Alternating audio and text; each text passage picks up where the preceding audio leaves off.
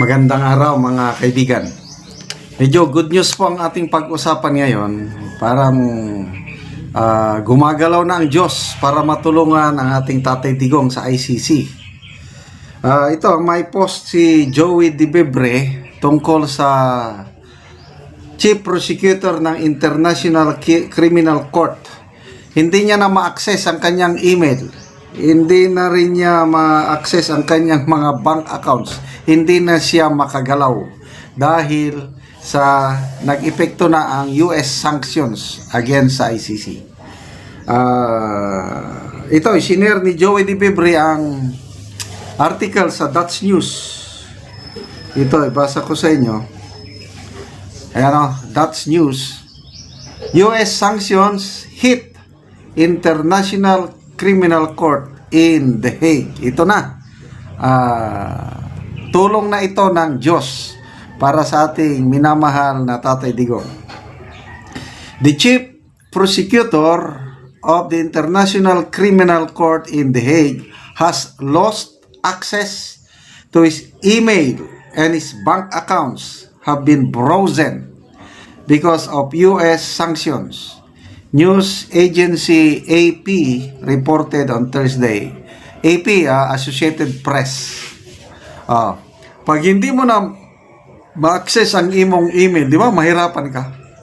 Lalo na, yung mga documents mo nandun. Lalo na ngayon, may kailangang sagutin ang prosecution, yung ICC. May motion ng defense team ni Tatay Digong, yung kine-question nila yung jurisdiction ng ICC over kay Tatay Digong. Baka maapektuhan sila ngayon. I think ang deadline nila is June 9 na sagutin. Hindi niya na ma-access ang kanyang email. Ano ngayon? Ano ba? The agency said the court's US staff have also been told they could be arrested if they travel back home, and that some non-governmental agencies have stopped working with the ICC because of the risk. Legislation adopted by the US in January imposed sanction on court staff if Americans and officials from allied countries, including Israel, are investigated. The US is not a member of the court.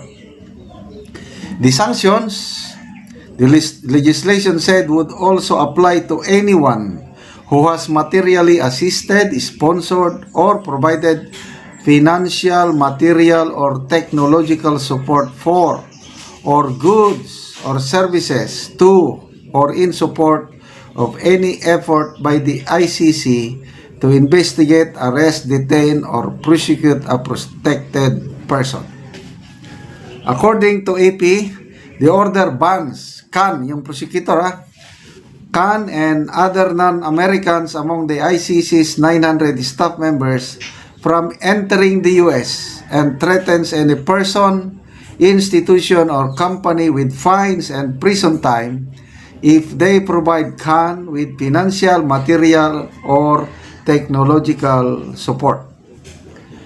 US President Donald Trump ordered the sanctions after a panel of ICC judges in November issued arrest warrants for Israel Prime Minister Benjamin Netanyahu and his former Defense Minister Yoav Gallant, saying they may have committed war crimes. Okay?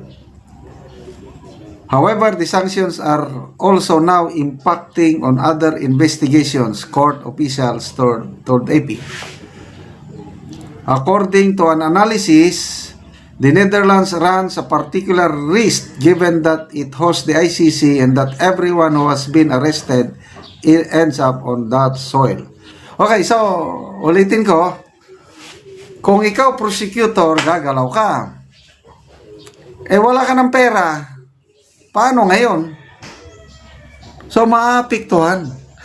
Magugutom ng staff. Kaya salamat at natupad na yung order ng US government na i-immobilize o yan, i-sanction, parusahan So, basically, si Prime Minister Netanyahu ang gusto nilang protektahan, but indirectly, na nakikita ko is nakakatulong ito kay Tatay Digong. I tell you. Okay, magbasa tayo ng mga few comments.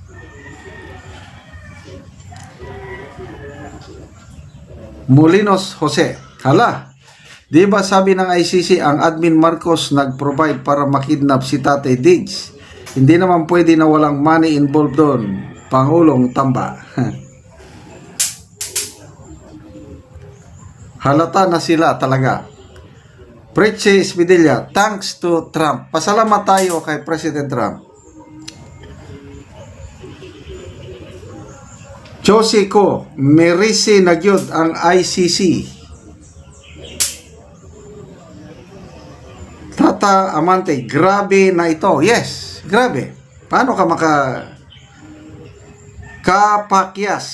Kaya biglang tahimik na mga involved, ma'am, kasi mukhang isang dangkal na lang abot na ni tatay ang hustisya. Yes, kagaya ng sinabi ni Ma'am Hanilet Abansinya, makakauwi at makakauwi si Tatay Digong, wala nang makakapigil pa. So let's just think positive.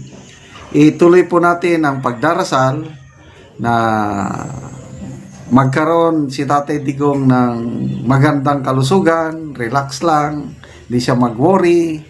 Lalo na ngayon, nanalo siya as mayor, nanalo lahat ang kanyang mga anak, mga kandidato niya. Safety na alam na ni Tatay Digong yung resulta ng senatorial election at alam niya, safety na si VP Inday Sara sa kanyang impeachment. Kaya tuwan-tuwa daw si Tatay Digong. Yun po ang ibinigay ni Attorney Roque na update. So, all things work together for good. So, tingnan natin ulitin ko, if I'm not mistaken, June 9 ang deadline ng prosecution tong si Khan, American, na sagutin yung motion ng defense team ni Tatay Digong na pinapawalan yung walang jurisdiction ng ICC kay Tatay Digong dahil nag-withdraw na tayo 2019 nag-withdraw na tayo. 2021 sinimulan yung investigation ng prosecutor, hindi na tayo kasama.